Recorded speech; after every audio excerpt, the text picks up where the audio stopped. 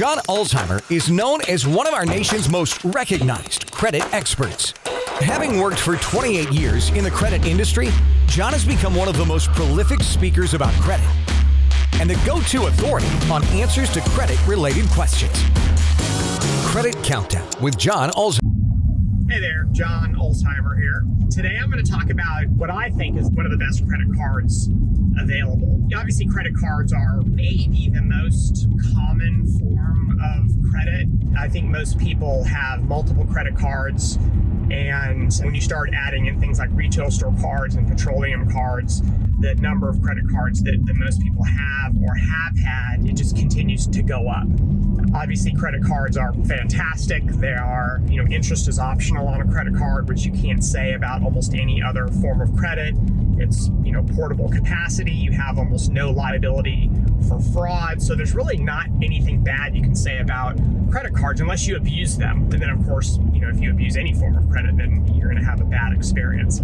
So I get a lot of questions, John, what's the best credit card? So there are literally thousands of credit cards floating around in circulation. And to say that one of them is the absolute best of the best, it's kind of hard to do. I can tell you that from personal experience, the reason I choose a credit card is because of the rewards and the benefits. I don't focus on APR because I don't carry a balance, and so I don't care what the APR. I don't know what the APR is on any of my credit cards because I don't care, because I don't carry a balance. And that's really a position where you need to be, where if you're carrying a balance on a credit card, it's very likely the most expensive debt you're servicing because the average APR on a credit card is around 17%. And the average APR on a retail store credit card is into the 20s.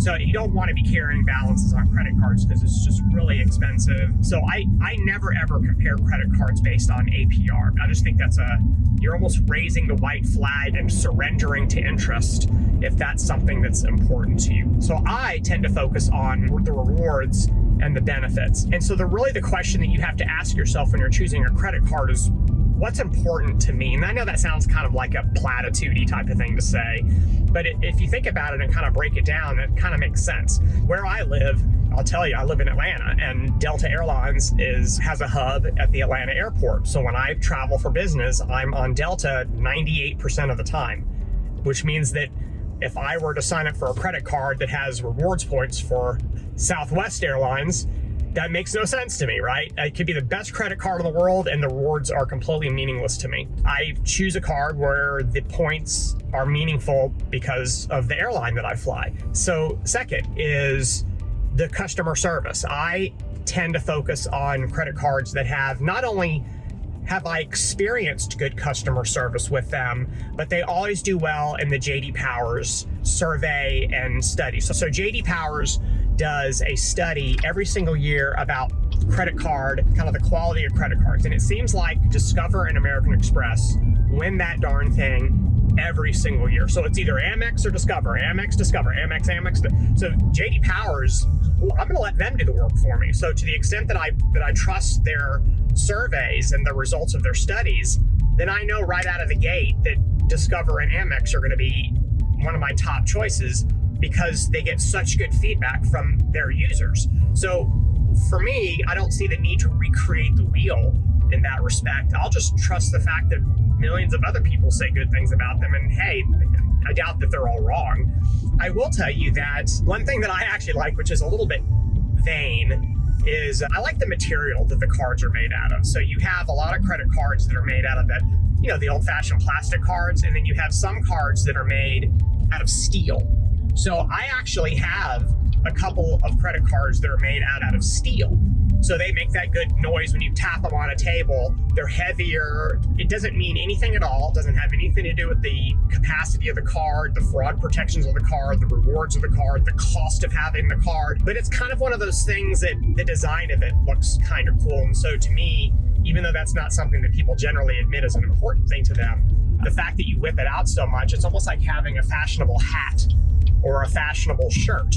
There's some intrinsic value to it. And the fact that the card issuers offer it means that they've spent millions and millions of dollars doing research and have found that that's important to people. So I like that, right? And almost all credit card issuers have the ability for you to request a card that's in a material other than that old-fashioned plastic. You don't have any fraud liability, so that's a non-issue. Almost every credit card now has the chip or the tap and pay ability, so that's not really an issue because they're all similar in that respect. So when you're comparing credit cards, think about the other things that are important to you.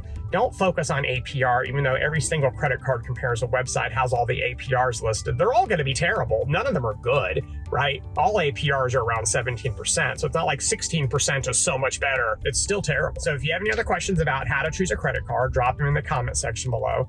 Thanks a lot for watching. Have a great rest of your day. We'll talk again soon. For more videos and credit tips from John Ulzheimer, go to www.tradelinesupply.com.